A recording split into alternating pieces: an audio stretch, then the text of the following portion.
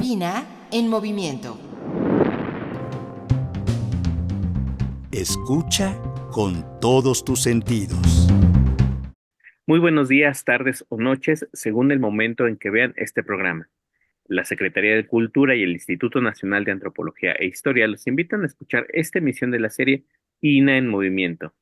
En este espacio nos dedicamos a informar e invitar a las múltiples actividades que el INA tiene para todos ustedes.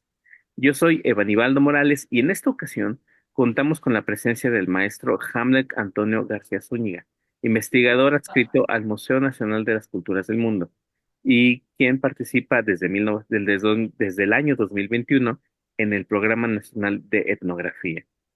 Él está aquí porque es curador de la exposición que es el tema de hoy, Huehuetán, Miradas y ecos, que se presenta en el Museo Regional de Guerrero.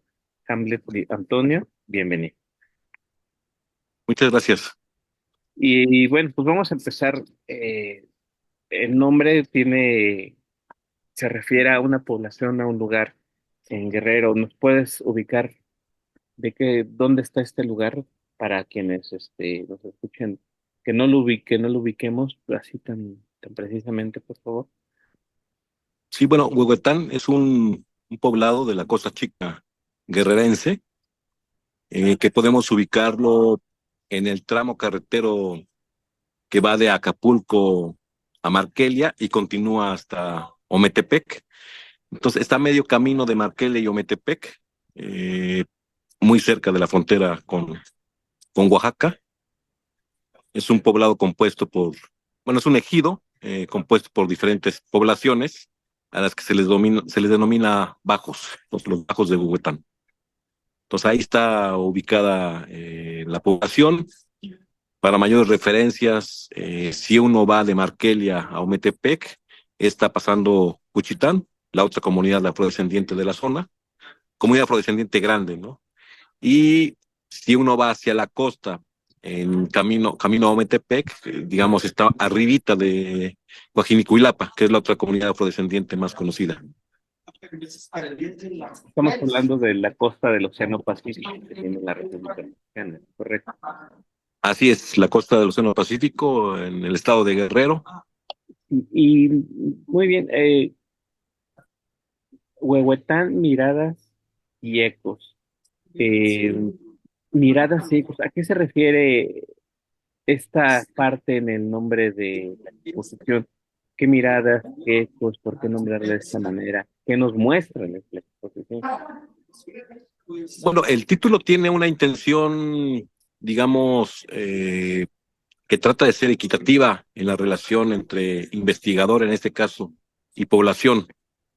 ¿A qué me refiero? Por lo general, en las ciencias antropológicas se denomina otredad o alteridad a la población en la que se estudia, o incluso hay gente que sigue afirmando la población que estudia. Entonces, para brindar equidad, eh, traté de incluirme en esta alteridad. Entonces, en el proceso de investigación, por lo general conviviría esta alteridad con las personas que se estudia y también la alteridad que uno se va formando como investigador al entrar a un territorio desconocido. Entonces, lo que pongo en juego en la exposición son mis miradas como agente externo a una comunidad, y los ecos se refieren a las voces de la gente de la comunidad que retroalimentan mi mirada o bien la corrige. Entonces, es este juego de mi mirada como agente externo y las voces de las personas que habitan la población. Cuando hablamos de alteridad, estamos hablando como de esta cuestión. Se dice que en los experimentos científicos, cuando el hecho de uno observar ya puede alterar el resultado. En este caso estamos hablando de tu mirada, ¿cómo decirlo? Este aspecto que puede llegar a alterar. Si tú vas y entras a una comunidad, la gente ya no se comporta igual, sobre todo si entras con una cámara. ¿Nos referimos? ¿O estoy Eh, yendo por otro lado? no, estrictamente no. O sea, entiendo bien, digamos, cómo se relacionan los términos, ¿no? De hecho, están emparentados en términos etimológicos.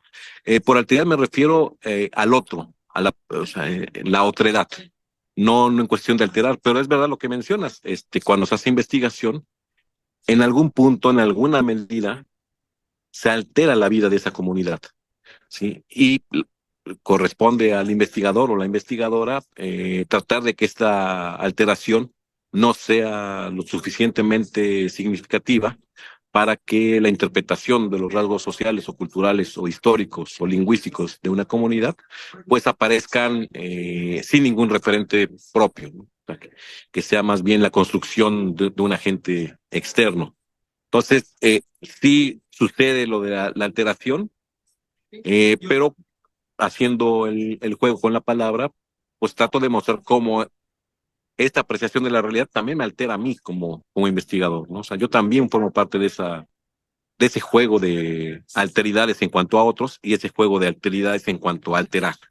Entonces, yo soy un investigador antes de ingresar a una comunidad y saliendo de esa comunidad me convierto en otro investigador y en muchos casos también otra persona.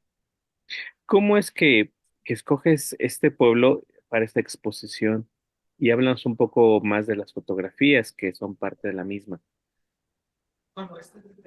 Bueno, la selección viene porque en mi proyecto combiné eh, la lectura del proceso de la memoria autobiográfica y la memoria colectiva en dos comunidades, una comunidad de la montaña de Guerrero y una comunidad de la Costa Chica de Guerrero, una comunidad, en el primer caso, Mepa o Tlapaneca, indígena, y la otra comunidad afrodescendiente, como es el caso de Huehuetán. Pero más que pensar en dos comunidades distintas, hay que pensar en dos comunidades que sufren un proceso de violencia bastante añejo. Aunque sean diferentes las circunstancias y muy posiblemente diferentes los tipos de violencia, a final de cuentas son comunidades que están marginadas por estos episodios de violencia. En el caso concreto de Bogotá, es una comunidad que eh, inclusive los taxis te dejan a la entrada, los camiones ni siquiera pasan, no paran, justamente por esto, porque no van a parar en un lugar que tiene una historia de violencia, digamos, bastante fuerte, y también en el caso de los taxis no van a entrar a una comunidad que tiene esos casos de violencia. Entonces, simplemente desde este hecho que no haya un ingreso, digamos, normal a la comunidad, ya está hablando de una exclusión. Y justamente lo que intentaba estudiar es cómo esta exclusión puede estar influyendo o puede estar en relación con procesos de la memoria. Retomando un poco esto de la memoria, las fotografías, me imagino que detrás de cada imagen hay una historia. Entonces, ¿nos puedes hablar un poco de cuántas imágenes son, platicarnos un poco de las historias de estas imágenes que el público puede ver? Son, son 21 imágenes y un mapa. Hablo del mapa porque es un mapa que nos sitúa desde la perspectiva de la gente de Huehuetán. Es decir, es un mapa que a nuestros ojos pudiera estar al revés. ¿Sí? Por lo general situamos el Océano Pacífico, la costa de México con el Océano Pacífico hacia abajo, y en este caso está colocado hacia arriba, que es la perspectiva que tiene la gente de Bogotá. Entonces, de entrada, esto ya nos advierte que se trata de una exposición no desde la perspectiva que solemos tener, sino desde otra perspectiva, justamente para situar un nivel mayor de agentividad de las personas de Bogotá. Las otras fotos justamente responden a lo que comentaba anteriormente. Mi mirada, ¿sí? Por ejemplo, yo pude haber fotografiado una casa pensando que era una casa abandonada, pero las reflexiones de las personas me dicen, en efecto, es una casa abandonada, pero por migración, ¿sí? Una migración forzada justamente por la violencia. Entonces, es un diálogo continuo. Entonces, y también lo que intentaba yo destacar en la exposición es no esta historia de violencia que ha rodeado a la comunidad desde hace mucho tiempo, sino más bien llamar la atención sobre la vida cultural, la vida social, que todos los días se vive con sus habitantes. Entonces vemos fotos de el interior de una casa, las casas antiguas con tejas, el campo de los ejidos, productos de los mismos ejidos, como puede ser el coco, gente cocinando. Entonces, es eso, es darle el valor cultural a una población a la cual ha sido negado este valor cultural, ¿no? Siempre se piensa en Huehuetán en términos de gente violenta, y yo lo que quiero mostrar es que es gente trabajadora, gente con mucha tradición cultural y con una vida, digamos, normal, como lo podemos tener cualquier otra persona. Y hablando, en realidad la región y a veces si nos podemos ampliar un poco más, la historia de la República Mexicana tiene sus periodos, sus etapas, que ha sido muy violencia, muy violenta. Desde la Guerra de Independencia, ahí, si se compara un poco con el resto de los países de América Latina, suele verse más violenta que muchos otros países. Y la región de Guerrero, desde la época prehispánica, también ha sido una región eh, que ha tenido historia de guerras, de peleas entre mexicas que intentaron entrar a esta parte. Y en este caso, pero alrededor también de estas etapas violentas, como bien dices, hay historias, hay eh, aspectos en los que podemos poner la atención, aspectos culturales. Y aquí, por ejemplo, hablabas como de una cotidianidad normal, de una cotidianidad que tiene que ver como con la cultura. Y me gustaría saber qué tanto se sabe de la historia de este pueblo, qué tanto de la historia de esta región, nos puede aportar a nosotros como espectadores, eh, desde el enfoque de la cultura o del enfoque de la entraña humana. Hablabas del trabajo, de la vida de estas personas. ¿Cómo podemos, como espectador, aprender, sacar algo de estas fotos, de estas imágenes? Bueno, esto puede ser desde diferentes eh, ámbitos, ¿no? También diferentes perspectivas, en el sentido de que eh, en México todavía a esas alturas no se le da un lugar adecuado, el lugar que le corresponde a la población afromestiza, afromexicana o afrodescendiente. Entonces, esto para empezar, no tenemos la costumbre de mirar a este sector poblacional del país, que pues no es nada minoritario, ¿no? Ocupa un porcentaje considerable de la población nacional. Eh, Justo por eso, hasta hace poco adquieren derechos constitucionales, justamente a raíz de lo que fue el decenio de la población afroamericana, ¿no? Afrodescendiente en general. Esto por un lado. Eh, por otro lado, un tanto en relación con lo anterior, es que pensamos en las comunidades afrodescendientes de México como comunidades pues pesqueras, o la imagen que tenemos de las películas, comunidades, digamos, un tanto salvajes, por decirlo de alguna manera, aunque no es la mejor palabra para hacerlo, para referirme a esas comunidades, en el plano del imaginario popular, ¿sí? Entonces, creo que venía bien una exposición que hable de que las poblaciones afrodescendientes en nuestro país, pues, viven los procesos que podemos vivir en cualquier otro lugar, que justamente tienen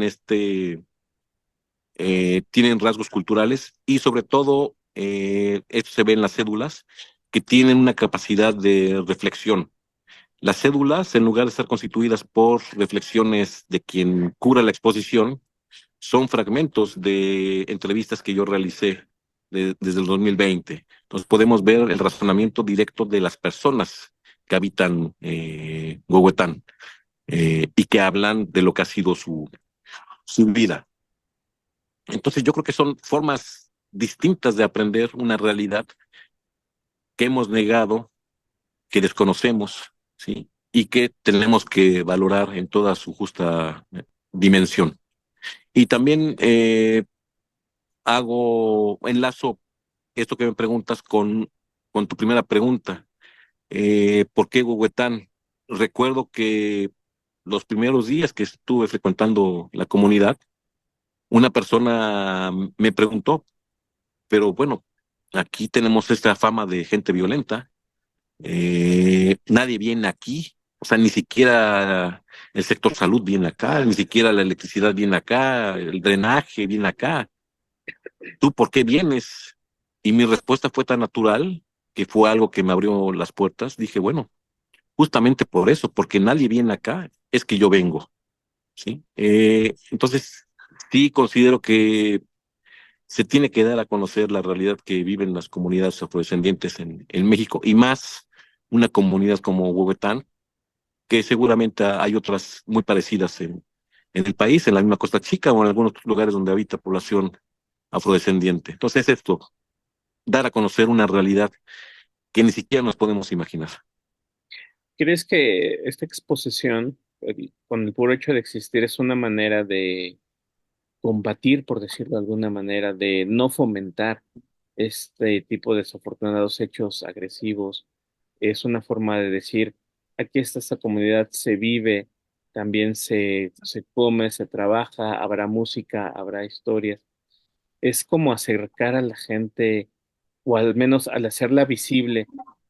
¿Crees que es una forma de contribuir un poco contra la violencia, de combatirla? Sí, no, no tengo duda de eso. Incluso esa fue la motivación de plantear la exposición. Eh, Darle rostro a la comunidad que realmente tiene, ¿sí? Y que ese rostro sea soportado por las expresiones orales y también expresiones de percepción de las personas que habitan el lugar. Entonces, reitero mucho esto, o sea, no son mis ideas respecto a la comunidad, ¿sí? Es lo que la misma gente de la comunidad dice. Entonces, yo creo que acercarse a estas opiniones cuando no tenemos la oportunidad de llegar a la comunidad y preguntarlas, yo creo que ya es un hecho valioso. Y justamente esta parte de ver, voltear la mirada hacia el lugar eh, menos esperado, porque nos han dicho que de ese lado no hay nada.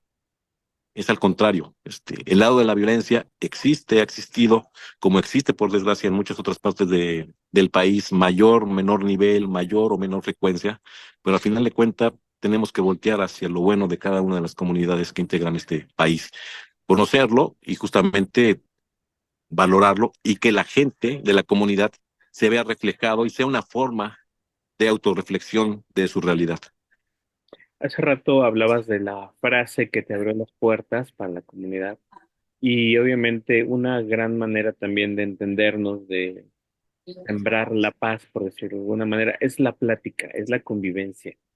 ¿Qué historia que nos puedas, dentro de este proyecto, que tú nos puedas compartir para que la gente sea o seamos más sensible ante esta comunidad, a una historia que a ti te haya tocado el corazón, el alma, o que simplemente te gusta o que la quieras contar? Bueno, de hecho la exposición empieza con una reflexión pues bastante profunda, ¿sí? Donde un señor eh, me dice, mira, yo no conozco a Dios, yo no sé si existe, pero lo que sí sé que existe es la tierra, y la tierra es nuestra madre. Entonces yo soy hijo de la tierra, yo soy como un honguito, y entonces lo que existe es la mujer. Entonces, que una persona tenga este tipo de reflexiones cuando en muchos centros urbanos del país nos seguimos todavía preguntando de si las mujeres tienen derecho o no tienen derecho a muchas cuestiones, pues creo que nos rebasa, o sea, pensar que esta reflexión de la equidad la podemos tener con lo que es la divinidad, algún credo religioso y con lo que es la tierra, de donde surgen los alimentos y la concepción que se tiene en el país de la madre tierra, como en muchos lugares de América, creo que es un hecho notable. Y así como esta, hay otras historias que hablan justamente de eso, de que un señor iba escuchando cómo había dos personas que hablaban mal de Huehuetán, diciendo que era una comunidad violenta, que una comunidad pobre, y él se acercó sin ningún propósito más que de aclarar, y le decía, es que ustedes conocen Huehuetán. No, no, nunca hemos estado ahí. Pues tendrían que conocer Bogotá para saber qué valor tiene el huehueteco, ¿sí? O sea, como gente honesta, como gente trabajadora, como gente cálida. Pues así son las historias, ¿no? Nos hacen reflexionar sobre momentos de la vida, sobre procesos también un tanto duros, porque también hay expresiones de, bueno, somos iguales, ¿no? Incluso la población afrodescendiente también tiene razón, también tiene inteligencia. O sea, justamente porque ha sido el blanco eh, de las burlas en la televisión, en las películas, de este conocimiento popular, o bueno, de lo que pretende ser conocimiento popular acerca de las poblaciones afrodescendientes. Por supuesto que tienen inteligencia. Entonces, una persona de Bogotá se preguntaba, ¿tendremos el mismo nivel de inteligencia que una persona blanca? O sea, a esto es a lo que nos ha orillado la violencia y la discriminación, a que las mismas personas se pregunten de, bueno, ¿sí seré igual de inteligente que otras personas? Y pues obviamente la respuesta es, por supuesto, ¿no? Que además con esta capacidad de reflexión tan profunda y tan entrañable. Sí, Y, y para conocer también, aquí nos hablaste un poco como de las historias personales, pero también el pueblo como tal, la región tiene una historia común. No sé si nos puedes platicar un poco para también revalorar el legado cultural huehueteco, el que proviene de mucho atrás, de donde las fuentes históricas hablan un poco de la segunda mitad del siglo XVIII, que se reciben en herencia estas tierras de la cacica. ¿Nos puedes platicar de esta historia un poquito más para conocer a la comunidad de una manera distinta, más, eh, pues valga la redundancia, de forma, desde el punto de vista histórico? sí, mira, para contestar la pregunta, creo que vale la pena echar mano de diferentes fragmentos. Por un lado, la gente de la región suele referirse a Huehuetán como la mata de los negros. Y esta visión pervive en el sentido de que aparentemente fue uno de los lugares en donde llegó primero la población, eh, ya pues seguramente afrodescendiente, ¿no? Ahí se instaló un buen número de población afrodescendiente actual, ¿no? Ahí sus ancestros. Eh, Esto por un lado, o sea, existe esta cuestión de aquí fue el lugar, ¿no? El lugar donde llegó mucha población afrodescendiente. La historia que comentas tiene mucho que ver con esto, con cómo se distribuyeron las tierras en la región. Y pues había muy poca gente que controlaba grandes extensiones de terreno que después fueron cedidos a la población, digamos, originaria de ahí. También hay que referir que en la región que habita actualmente la población afrodescendiente, estuvieron los Yopis, o sea, una población indígena, digamos, muy conocida en lo que es la historia, la arqueología y la cultura del estado de Guerrero. Entonces son muchos los fragmentos que habría que recuperar para entender la región, pero también hay que llamar atención sobre el hecho de que no hay fuentes documentales que hablen de Huehuetán. Entonces hay que reconstruir la historia a partir de las historias de los pobladores actuales. Entonces no tenemos en el archivo una galería, un expediente, o sea, ni siquiera una foja. Es muy poco lo que hay en realidad sobre la región y sobre Huehuetán en particular. Se conoce Huehuetán por algunas situaciones que se vivieron durante la Revolución Mexicana, eh, pero justamente como la zona de paso de donde se reclutaron hombres, ¿no? O sea, hubo una persona de Ometepec que decidió hacer la revolución y juntó gente de Huehuetán, porque justamente eran conocidas por su valor, ¿sí? Y nuevamente, por la violencia que cotidianamente se vivía ahí. Entonces, no hay fuentes históricas, lo poco que se conoce tiene esta carga, ¿no?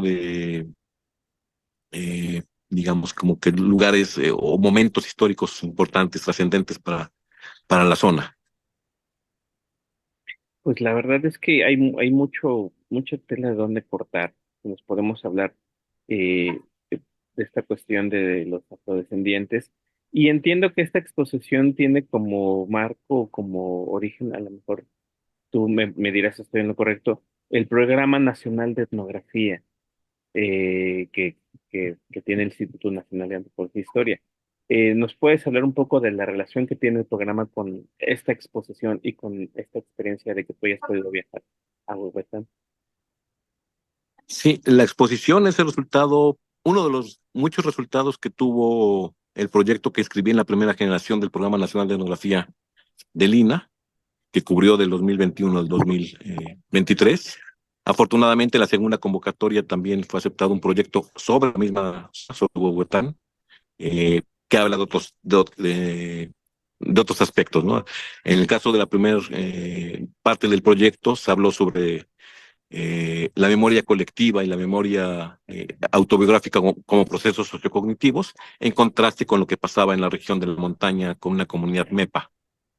En el caso de esta nueva versión del proyecto, estamos recopilando las actividades que conforman, a juicio de los pobladores de Huehuetán, eh, la identidad del lugar y que tienen un valor patrimonial, ¿sí? Entonces, esa es la idea de esta segunda versión del proyecto. Pero sí, en efecto, la exposición tiene como fuente la primera generación del Programa Nacional de Etnografía del INAH.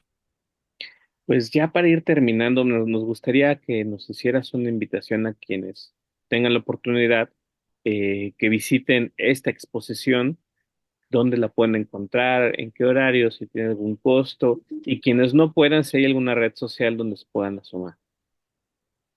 Bueno, primero, aclarar, la exposición tiene lugar justamente en Guerrero, en el Museo Regional de este estado, que queda en Chilpancingo, en el centro histórico, pero histórico realmente con ese sentido, de un centro histórico a nivel nacional, que tiene Chilpancingo. Él está ubicado también en un edificio histórico muy importante para todo el país, no solamente para la ciudad y para el estado. Entonces está el Museo Regional de Guerrero, aparte se inauguró hacia finales de octubre, si no mal recuerdo, fue justamente el 31 de octubre, el día de la inauguración. Va a permanecer abierta la exposición hasta finales de enero del 2025, pero también hay una cuestión importante.